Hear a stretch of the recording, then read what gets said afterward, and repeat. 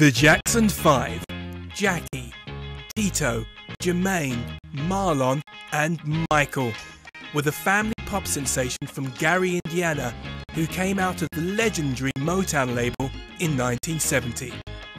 Selling millions of albums, they broke records when their first 4 singles went straight to #1 in the United States, and global stardom soon followed.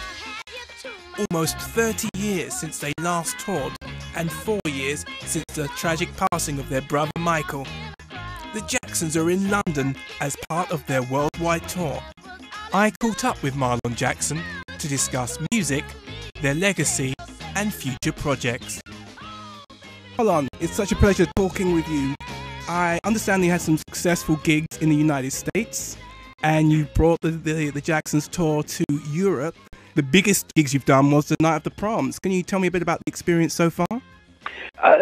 It was great. I had a great time playing with the 75-piece orchestra and performing, and it was great. We had a really great time, and the people were great, very receptive, and enjoyed the concert that we did.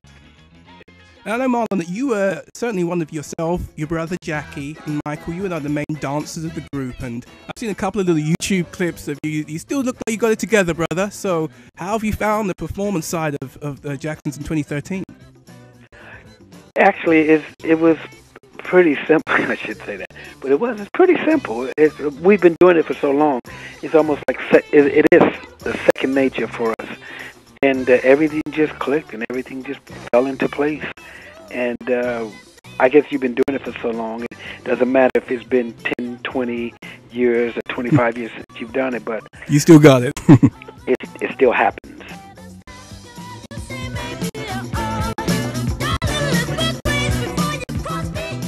For so many years, Jermaine, your older brother Jermaine, has been talking about getting the family group back together. And I watched the Jackson Family Dynasty, and it was a very entertaining reality show you did.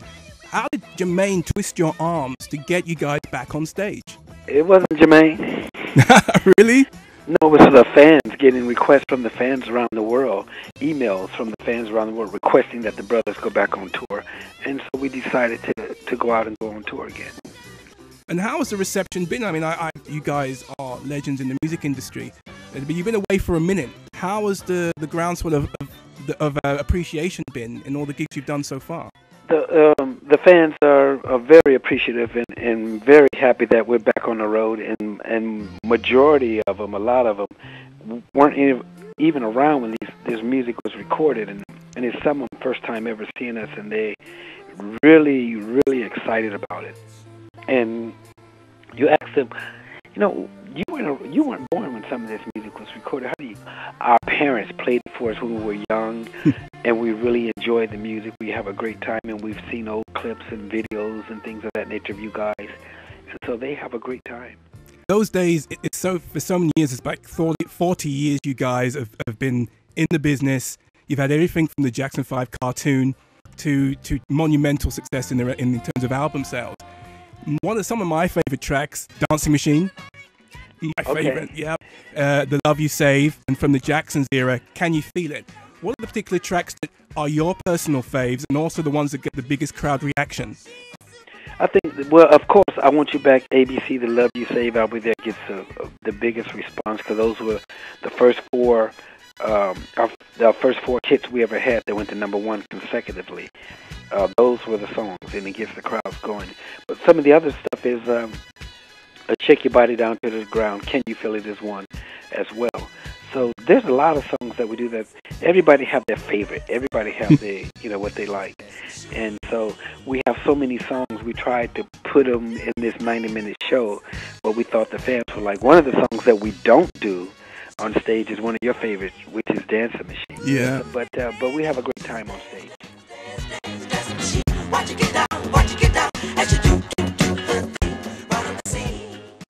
Do you feel Michael's presence on stage? Is there a sense of, like, when you're going through certain routines, choreography, you have a little smile to yourself, you remember the good old days? Yeah, you do. You feel his presence on stage. You feel his spirit on stage, even though he's not there physically. But spiritually, he's up there with you, and you have a great time. time on stage, reminiscing. You know, we show footage, clips and stuff of the older days and stuff like that, and the younger days when we first came out, and with the five brothers on stage, the original Jackson 5, you know, on stage. We show footage like that, and we have a great time. We have what we call a Jackson party on stage.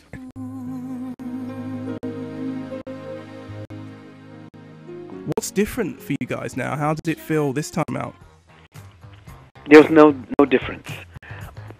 None whatsoever. It's just we've always enjoyed ourselves on stage. We always have a great time on stage, and we've always put out the same energy,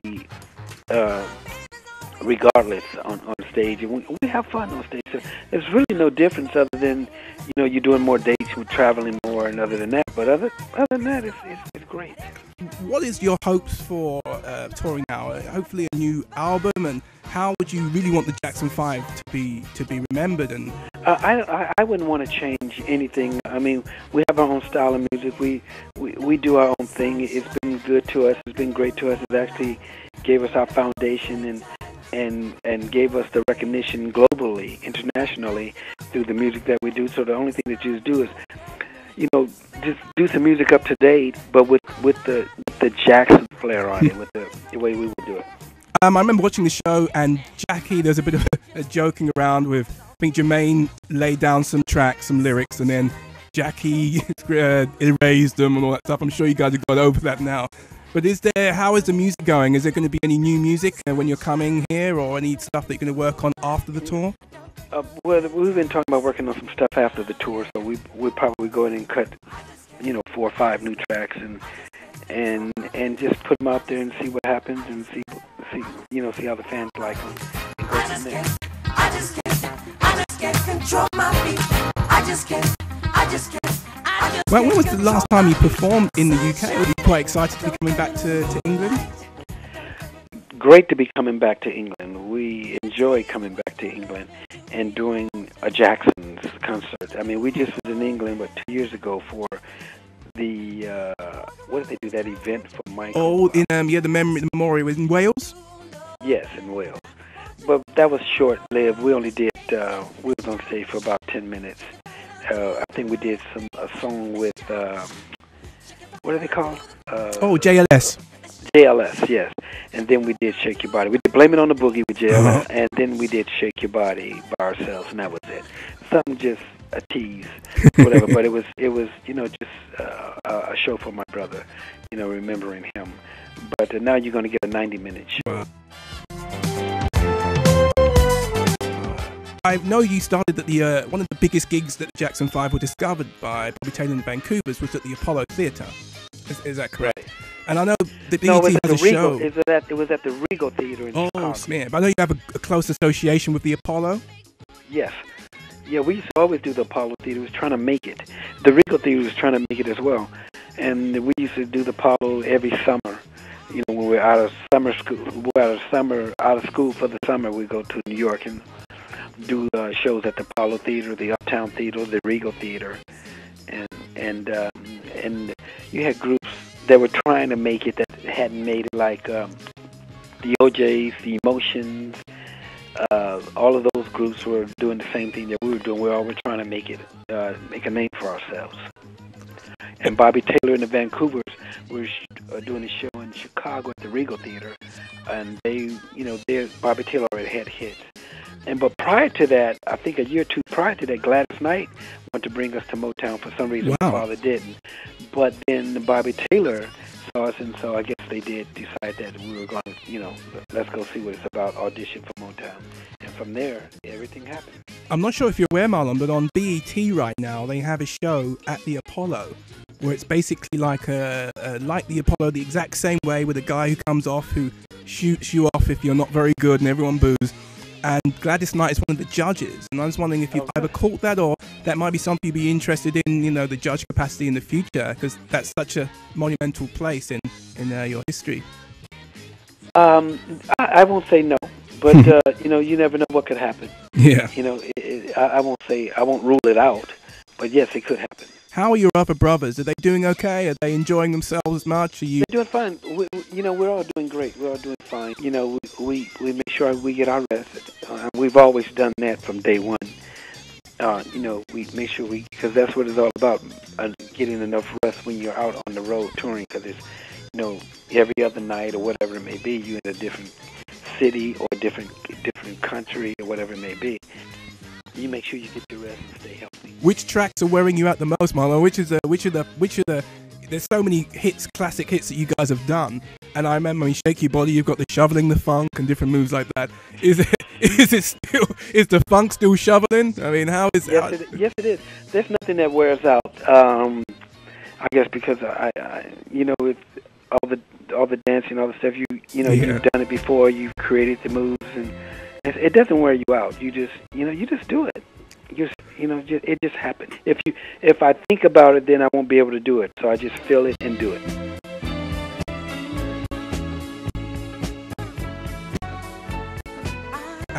In terms of what's next, I'm Nigerian, and I know that you have great plans and aspirations. You're Nigerian? Future? Yeah, my parents, Benin Kingdom. And I know that you've been on record by saying you've actually want to develop a museum, a slavery museum, and a resort. Is that something that I'm just quite interested about that?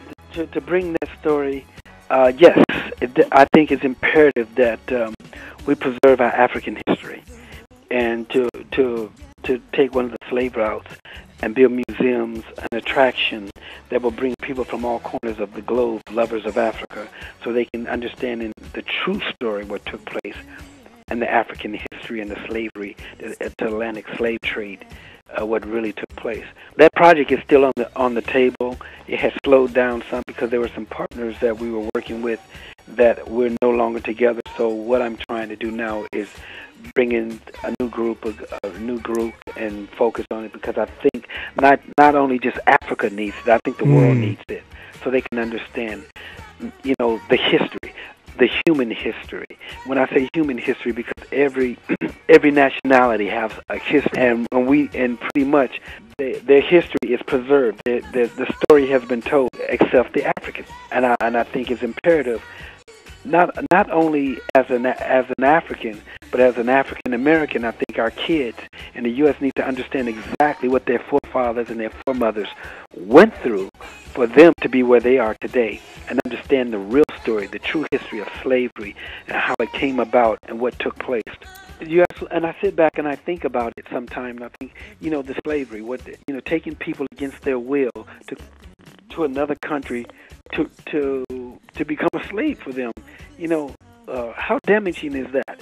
Separating families. And then I also sit back and think about the slave masters. I'm sure there were those who thought it was wrong, didn't want it to happen, didn't want it to do it. So you want to try to capture all that stuff and capture the real feel, the true story of those who was against slavery, but maybe their parents or their grandparents or relatives were over there bringing people over against their will. And so it's a lot of history. It's a great story, and it needs to be told the truthful way, the right way, the real thing that really took place. I want to leave a message, and just want to tell the fans, not just the English fans, but the fans across the globe, that the brothers and this family do appreciate their support, because without them we wouldn't be where we are today. So don't think that we don't appreciate you, because we do, and we don't take it for granted. God bless you. Enjoy the rest of your time in Europe, and we can't wait to see you here in London. Thank you very much.